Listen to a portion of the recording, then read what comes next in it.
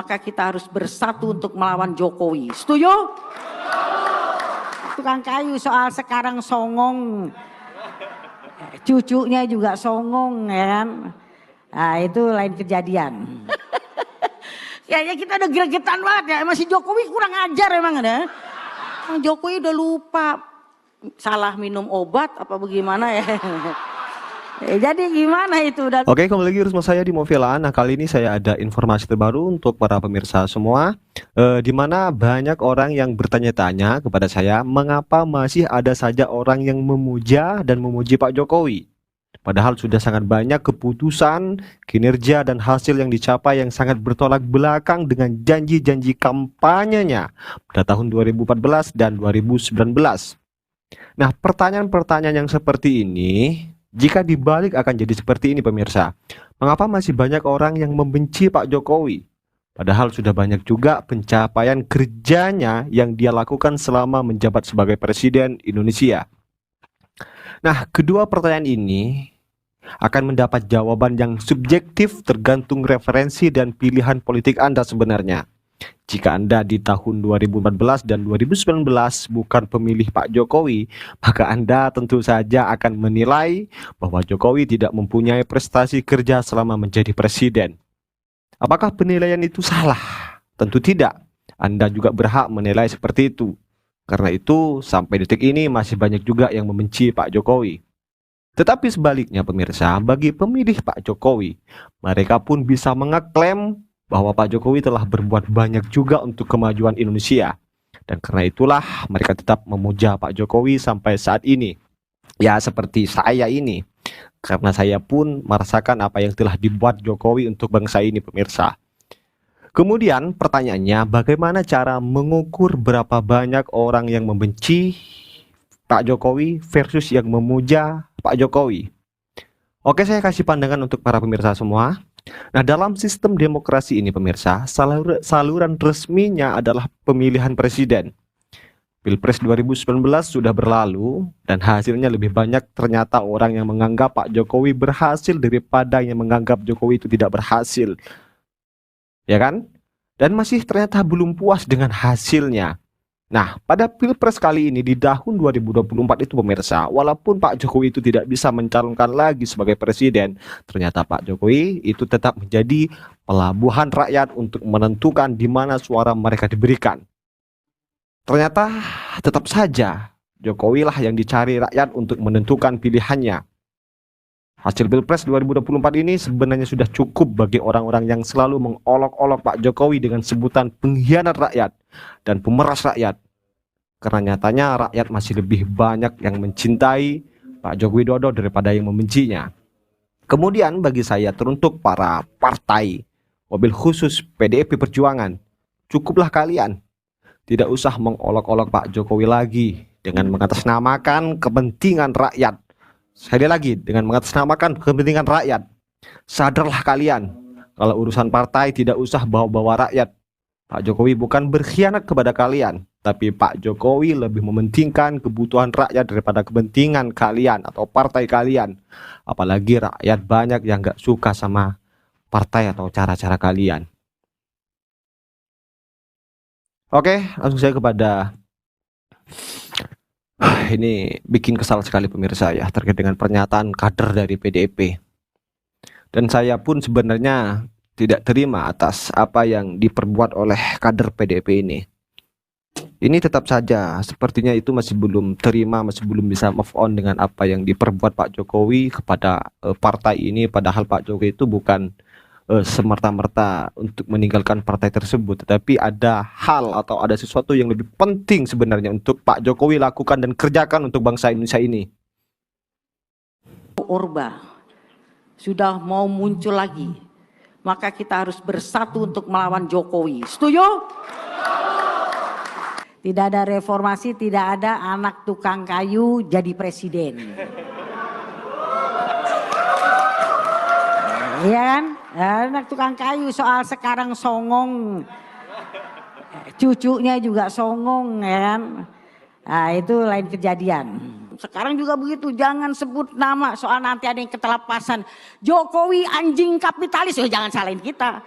Namanya masa ya kan, kita kan biasa aja suka nakal-nakal dikit. Itu ya kan. Kayaknya kita udah gregetan banget ya, masih Jokowi kurang ajar emang ada. Terima kasih Bung Boni, selamat pagi Pak Sekjen, Wilson dan teman-teman DPP dan saudara-saudara sekalian, teman-teman wartawan, merdeka! Ya, aku harus ngomong apa lagi, semua udah diborong Wilson. Itulah cerita bahwa tahun 96 kita bersama-sama di tempat ini, itu sejarah yang tidak bisa dilupakan. Karena tidak ada kuda tuli atau tidak ada 27 Juli, maka tidak ada reformasi. Tidak ada reformasi, itu adalah reformasi tonggaknya adalah kasus 27 Juli. Kalau tidak ada reformasi, tidak ada anak buruh bisa jadi gubernur. Tidak ada reformasi, tidak ada anak petani bisa jadi bupati wali kota.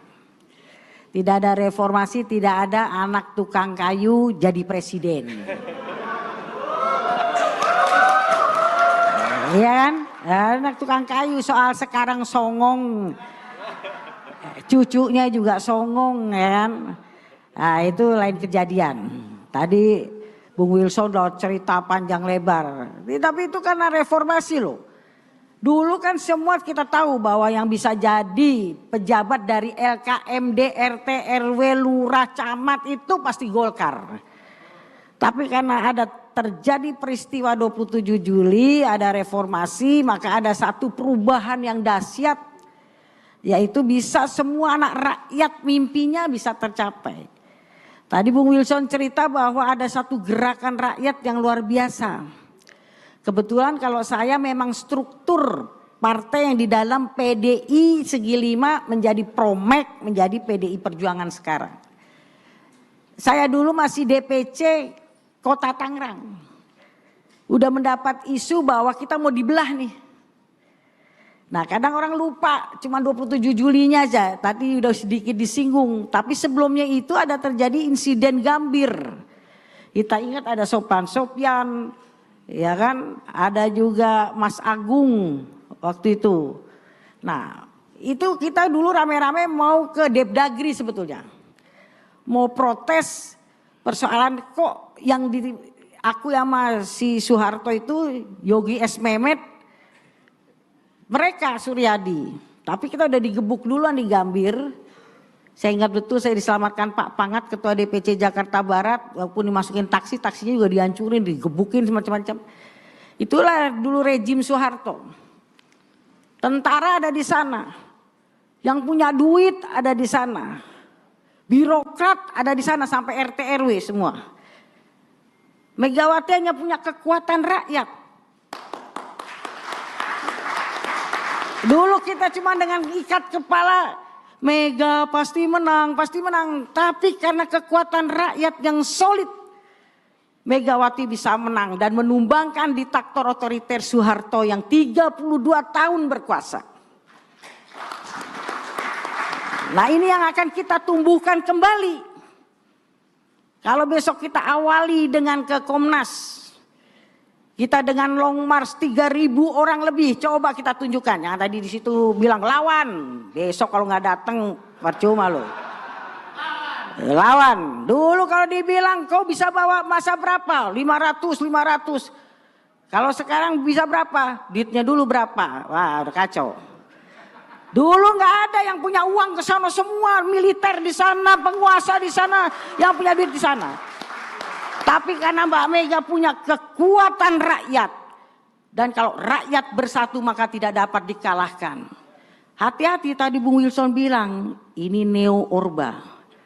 Sudah mau muncul lagi. Maka kita harus bersatu untuk melawan Jokowi. Setuju?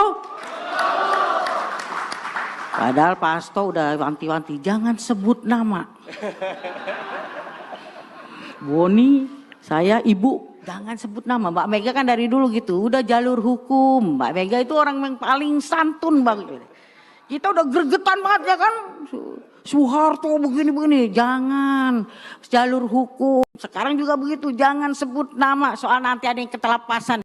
Maka mungkin saya rasa cukup ya terkait dengan statement-statement dari kader PDP yang sebenarnya ini sangat menjijikan sekali bagi saya dan mungkin tentu juga untuk para pemirsa semua. Yang mana katanya Pak Jokowi itu salah minum obat, Pak Jokowi itu katanya berkhianat dan lain sebagainya. Ini adalah statement yang sangat menjijikan sekali dari seorang politisi atau tokoh, dan ini tidak layak untuk dilontarkan bahasa-bahasa yang seperti ini untuk meracuni rakyat. Emang rakyat itu dia pikir sudah bodoh ya. Dia pikir rakyat ini gampang terhipnotis dengan bahasa atau kata-kata yang seperti itu. Ini sangat tidak fair sekali pemirsa. Walaupun Pak Jokowi dikatakan berkhianat kepada partainya atau seorang mebel atau seorang tukang kayu yang dibesarkan oleh partainya. Ini bukan seperti itu juga caranya untuk membalas apa yang diperbuat oleh Pak Jokowi. Sedangkan Pak Jokowi itu sebenarnya bukan berkhianat tetapi juga mementingkan hal yang lebih besar daripada partainya. Ini pernyataan apa pemirsa? Ini sangat menjijikan sekali bagi saya. Ya, seperti apa komentar kalian? Tulis di kolom komentar. Dan jangan lupa juga tekan tombol subscribe-nya biar kalian juga tidak ketinggalan informasi-informasi terbaru dari channel ini. Dan salam demokrasi dan salam NKRI. Dan jangan percaya sama partai-partai yang seperti ini pemirsa ya. Merdeka!